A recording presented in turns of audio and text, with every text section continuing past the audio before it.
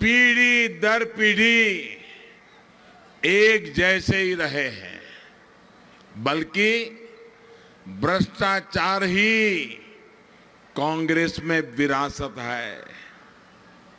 आज नामदार परिवार जमानत पर बाहर है और कई पूर्व मंत्री कोर्ट कचहरी के चक्कर लगा रहे हैं।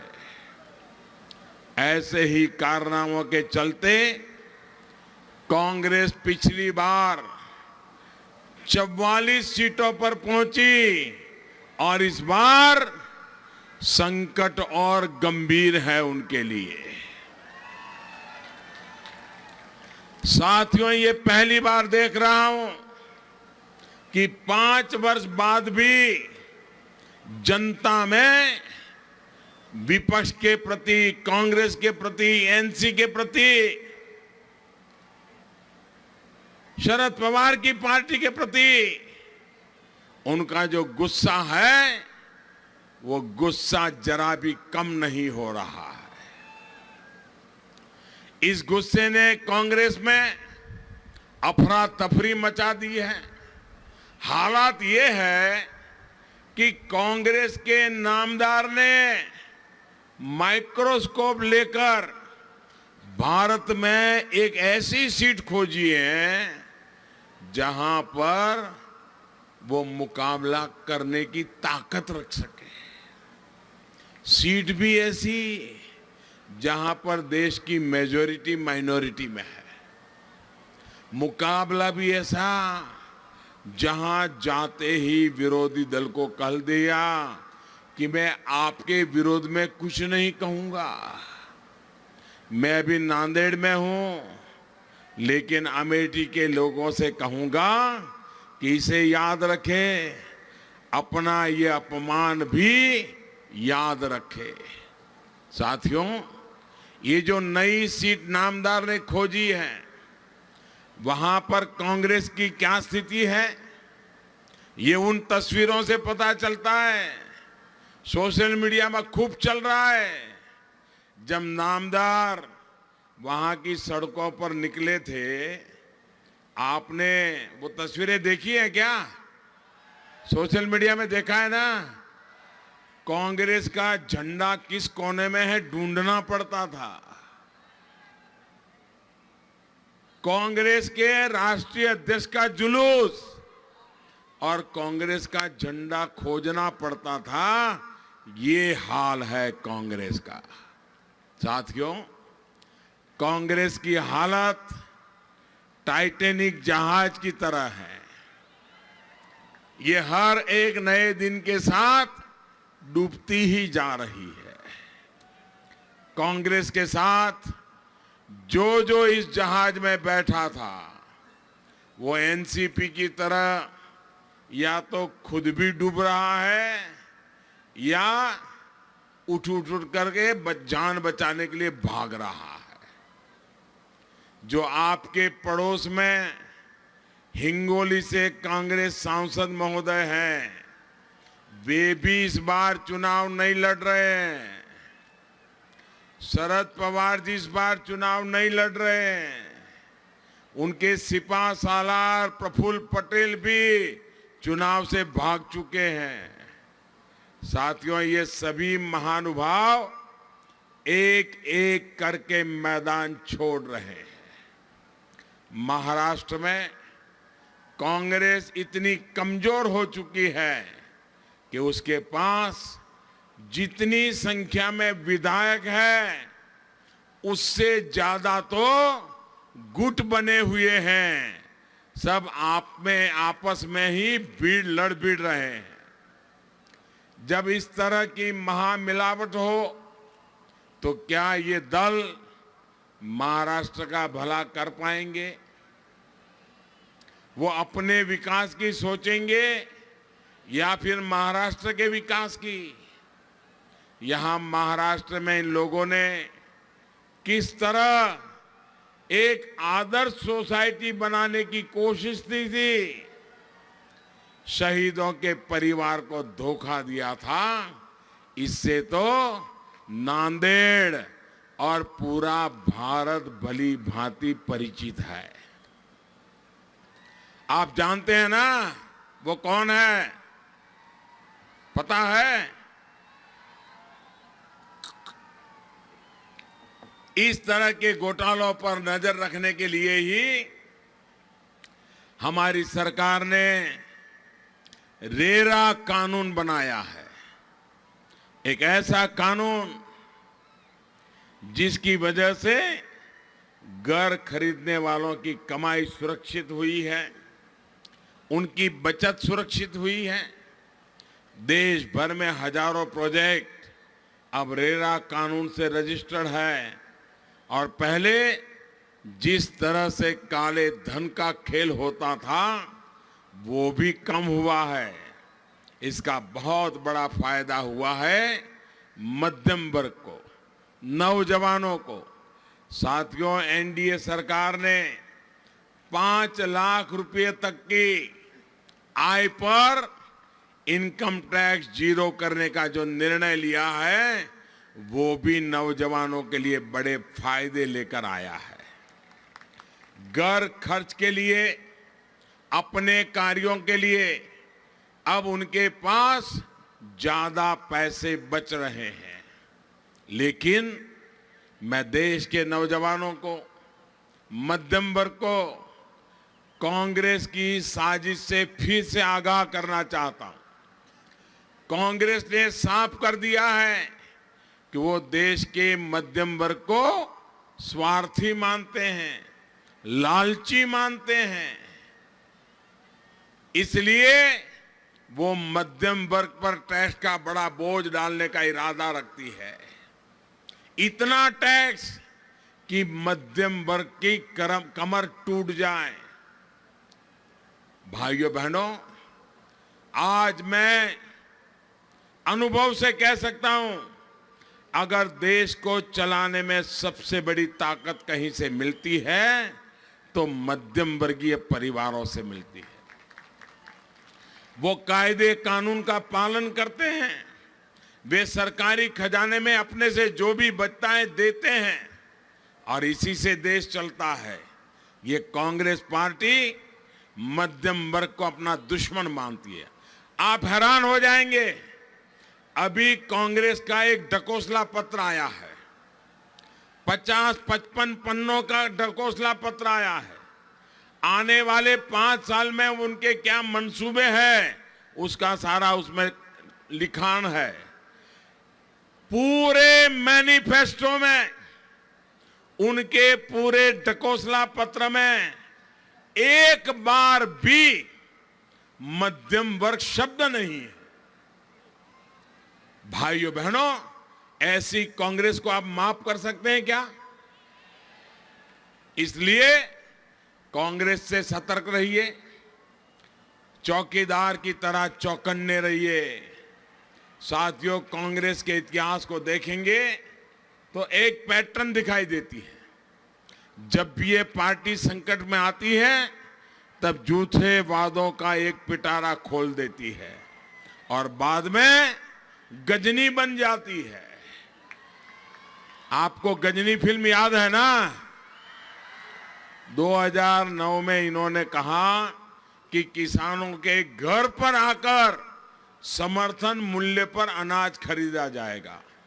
अरे घर तो छोड़िए, मंडी में भी वो अनाज नहीं खरीद पाए। ये बीजेपी, शिवसेना, एनडीए की सरकार है जिसने लागत का 1.5 गुना समर्थन मूल्य देने का वादा पूरा किया।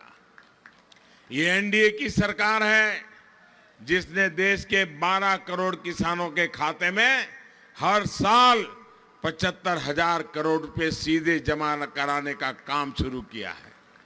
साथियों, ये कांग्रेस वाले हर ढकोसला पत्र में किसान को सिंचाई से जोड़ने का वादा करते हैं, लेकिन इनकी लटकाई 99 बड़ी सिंचाई परियोजनाओं को हमारी सरकार तेजी से पूरा कर रही है।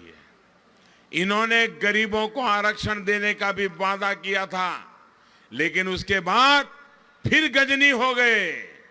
सामान्य वर्ग के गरीबों को 10% आरक्षण देने का काम किया तो ये चौकीदार ने किया, वो भी बाकी किसी भी वर्ग का हक छीने बिना, कोई भी छेड़छाड़ किए बिना, किसी के हक को छुए बिना, सारे समाज में प्रेम और सद्भाव का वातावरण बनाए रखते हुए इतना बड़ा फैसला हमने कर लिया। भाइयों और बहनों, कांग्रेस अपने वोट बैंक के लिए ही काम करती है और चौकीदार की सरकार सबका साथ सबका विकास के लिए काम करती है। ओबीसी कमीशन को संवैधानिक दर्जा देने का काम कांग्रेस नहीं कर पाई, आपके चौकीदार की सरकार ने उस काम को भी पूरा किया। इसी तरह बंजारा समाज को कभी कांग्रेस ने याद नहीं किया।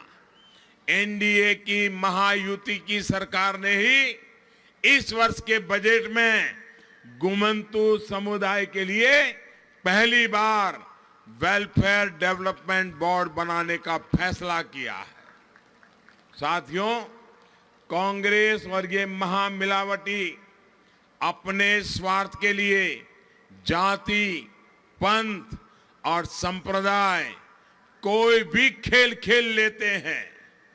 कर्नाटक चुनाव के दौरान सिर्फ वोट के लिए इन्होंने लिंगायत समाज के साथ क्या किया, ये हम भूले नहीं हैं।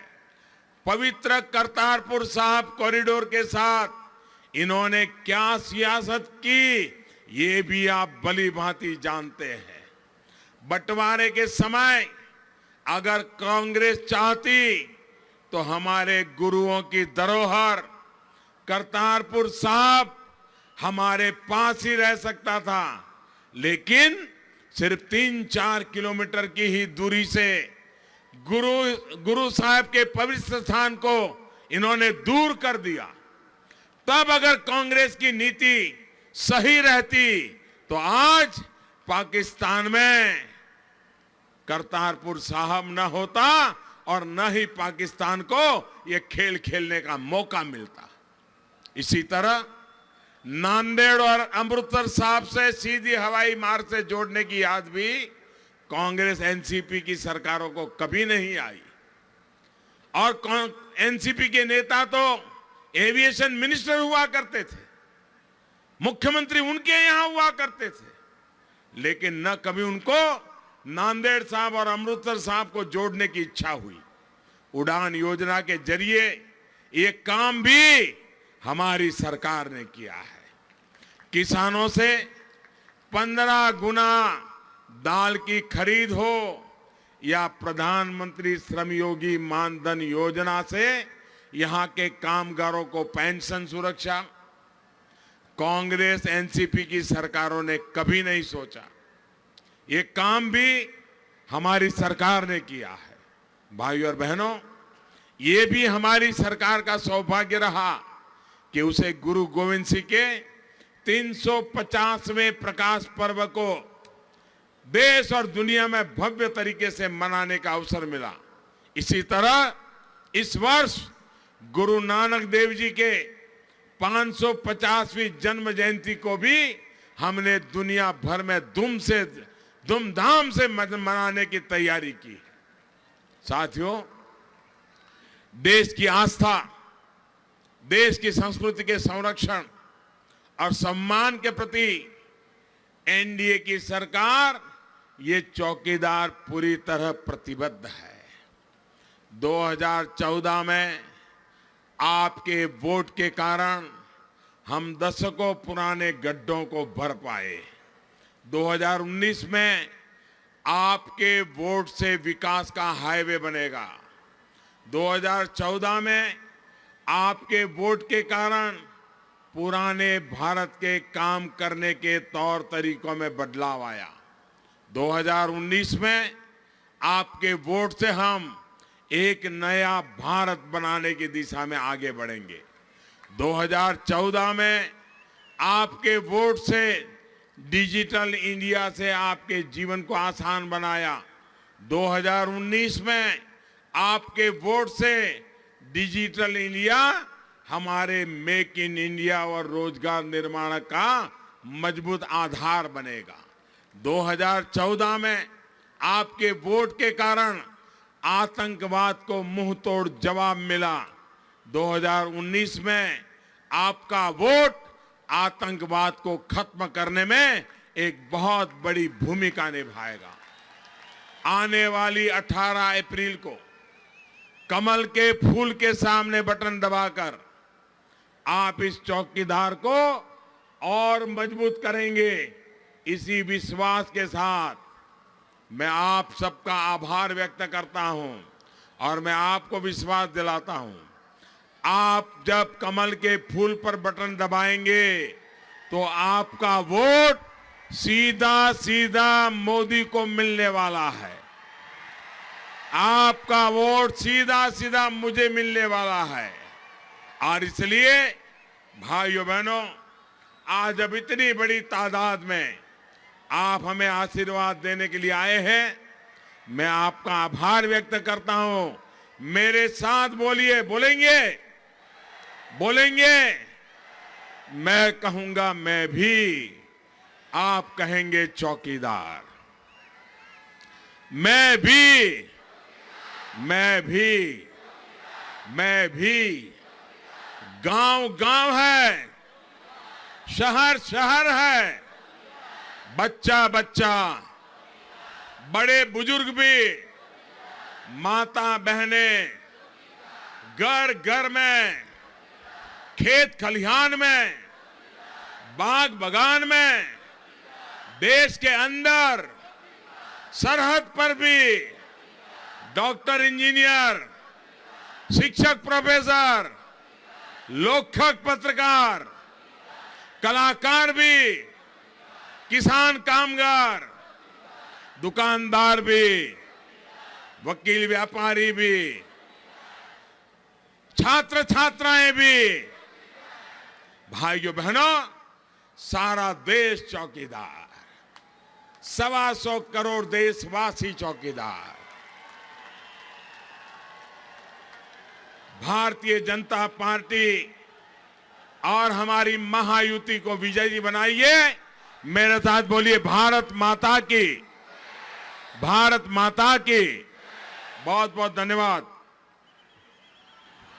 तो इस वक्त नांदेड़ में हैं प्रधानमंत्री नरेंद्र मोदी महाराष्ट्र के, जहां पर वो चुनावी जनसभा को संबोधित कर रहे थे। किस तरह से निशाना भी साधा गया, साफ तौर पे कहा गया 2019 में आपके वोट से नया भारत बनाने की दिशा में हम बढ़ेंगे। 2019 में आपके वोट से विकास का हाईवे बनेगा। तो ये भी कहा गया कि कांग्रेस का ढकोसला पत्र आया, पूरे मैनिफेस्टो में एक बार भी मध्यम वर्ग शब्द का जिक्र तक नहीं किया गया। तो किस तरह से मध्यम वर्ग की अनदेखी की गई है, लिंगायत समाज का भी ध्यान नहीं रखा गया। फिलहाल रुकेंगे एक ब्रेक के लिए, लगातार बड़ी खबर पर बने हुए हैं हम।